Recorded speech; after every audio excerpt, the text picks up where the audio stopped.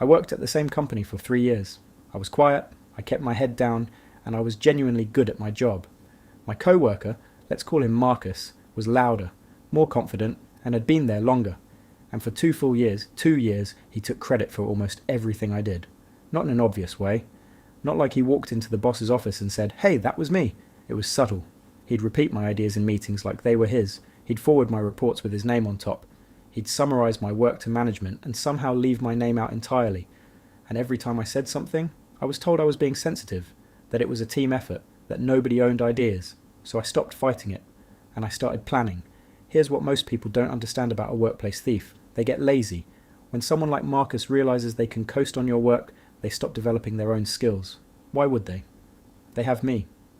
After about 6 months of quietly documenting everything, timestamps on emails, saved drafts, version histories on shared documents, I had a paper trail that would make a lawyer cry happy tears. But I didn't use it yet, because I had a better plan. Our company had just landed a massive new client, the kind of project that gets people promoted, or fired.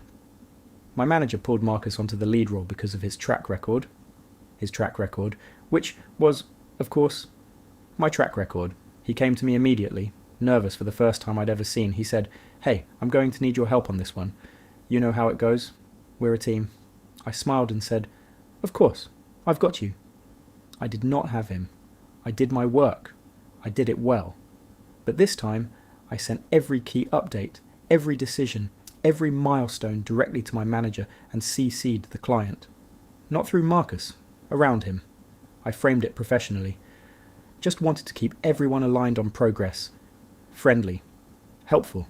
Completely devastating. Marcus started looking confused in meetings because he hadn't seen half the things I was presenting. He started getting questions he couldn't answer, because this time, he genuinely didn't know the answers.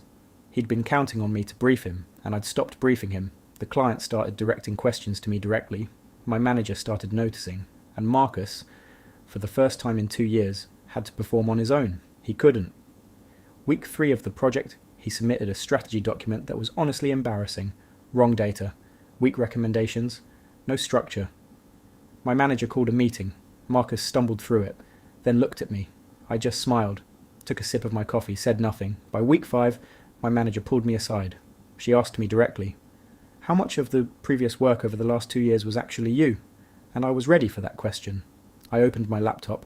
I showed her the timestamps, the original drafts, the email trails, the version histories. I wasn't angry. I was calm.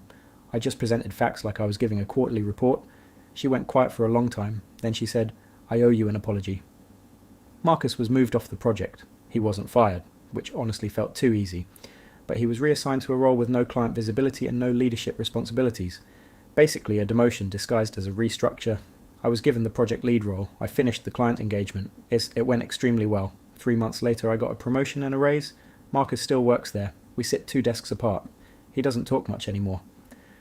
So was I wrong for letting him walk into that wall instead of warning him? Some people I've told this story to say I should have confronted him earlier, that I wasted 2 years.